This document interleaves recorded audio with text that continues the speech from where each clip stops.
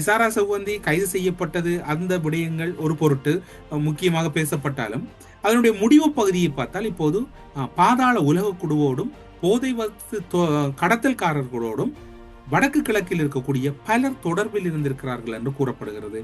அந்த தகவல் தான் இங்கு அவதானிக்கப்பட வேண்டியிருக்கின்றது. காரணம் என்னவென்று சொன்னால், இந்த கடத்தல் 1.5 கோடி ரூபாவுக்கும் மேலதிகமான போதை வஸ்துக்கள் ஹெகல் பத்ரவால் ஜே.கே. பாய் என்று கூறப்படுகின்ற எல்லோராலும் கெனடி என்று அழைக்கப்படக்கூடியவருக்கு வழங்கப்பட்டதாக கூறப்படுகிறது. ஜே.கே. பாய் அல்லது ஜக்குபாய் அவர்களுக்கு ஹெகல் பத்ர அவர்கள் இவ்வாறான விடயங்களை மேற்கொள்வதற்காக 1.5 கோடி ரூபாய்க்கும் மேலதிகமான போதைப் பொருட்களை கைமாறி இருப்பதாக கூறப்படுகிறது. அந்த 1.5 கோடி ரூபாய் போதைப் பொருட்களும் எங்கு பரிமாறப்பட்டிருக்கும்? ஜாழ்குடா நாட்டுக்குள் அல்லது வடமாகாணத்தில் அல்லது வடக்கு கிழக்கில் பகிரப்பட்டிருக்கும். அவ்வாறு பகிரப்பட்டிருந்தால் அதனுடைய ஆபத்துக்கள் யார் யாருக்கு இருக்கும் என்பதுதான் இங்கு இருக்கக்கூடிய மேலதிகமான வினாவாகவும் சந்தேகமாகவும் இருக்கின்றது.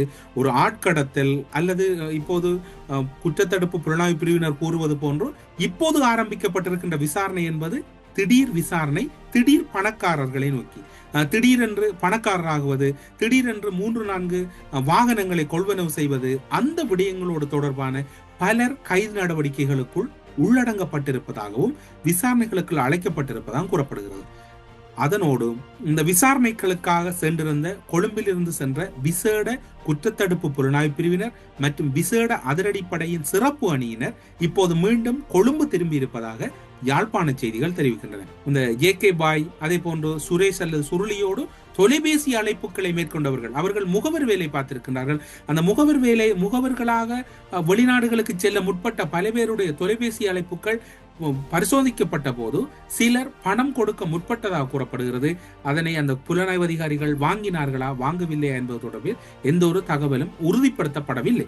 இது இவ்வாறு இருக்கின்ற போது ஜே.கே. பாய் அல்லது ஜக்குபாய் அவர்கள் வசிக்கக்கூடிய பகுதியில் இருக்கக்கூடிய அவருடைய வீட்டினுடைய காணொலியை நாங்கள் அண்மையிலே உங்களுக்கு பகிர்ந்திருந்தோம். அந்த நாவக்குழி பகுதியிலே 300 வீட்டு திட்டத்திலே இருந்த சிசிடிவி கேமராக்கள் அல்லது சிசிடிவி காட்சிகளை கூட புலனாய்வு அதிகாரிகள் எடுத்து சென்றிருப்பதாகவும் அல்லது அது தொடர்பான விசாரணைகளை மேற்கொண்டு வருவதாகவும் கூறப்படுகிறது.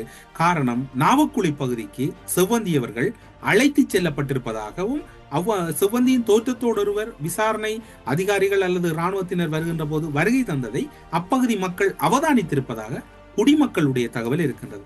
ஒருவாறாக செவ்வந்தி கிளிநொச்சிக்கு அழைத்து செல்லப்பட்டது போன்றோ நாவக்குழிக்கும் அவர் அழைத்து செல்லப்பட்டாரா என்கின்ற சந்தேகம் இருக்கின்றது.